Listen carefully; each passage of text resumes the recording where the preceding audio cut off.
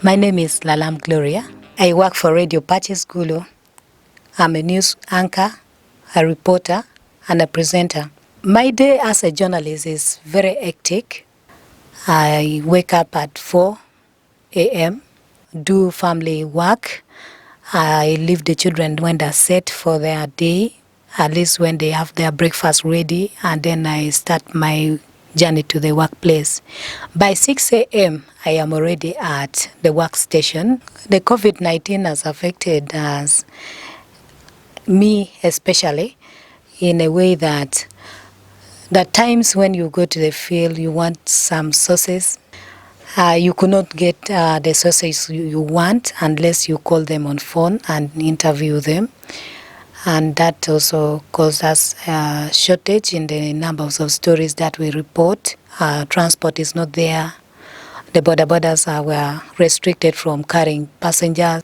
And sometimes you want to go and do your story in another district. You need a permit, you need a letter of recommendation from the RDC, and it was not so easy accessing such kind of letters every time you want to move to another district.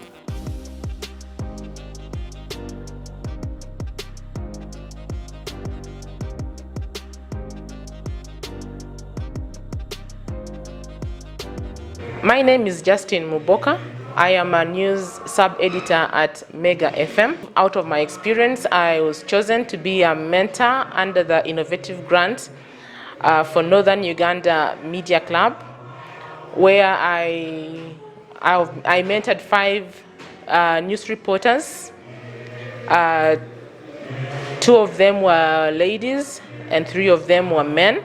She did so well, and she was very kind, and she was always communicating with us, and that made it also possible for us to do well with the story grant, because she could follow it up every time.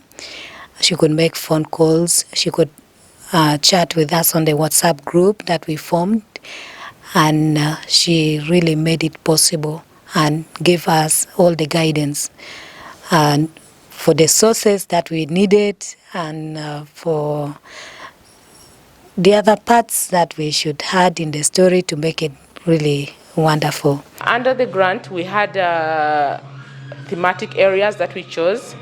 We had climate change, we had justice, we had culture, and 2 other topics where we chose reporters. The experience was good in that most of the times news departments in this region, and I believe in the country as well, don't have enough funding for newsrooms. So most of the times we find our news reporters doing basic stories, being unable to contact more voices for their stories. So the grant, the innovative grant by Northern Uganda Media Club, at least helped our news reporters to do comprehensive stories about the topics that they selected. I believe if more funding was given, we would have more issues that are not being talked about in this region coming out. We've seen many people losing their jobs.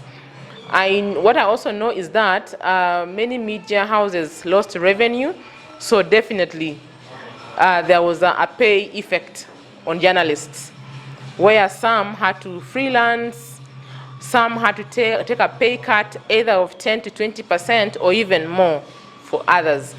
I would like to say thank you to NUMEC, and I also say thank you to Radio Patches for supporting me to do this story grant, because without Radio Patches I would not have done this story, and it would have not been published or broadcasted on the radio.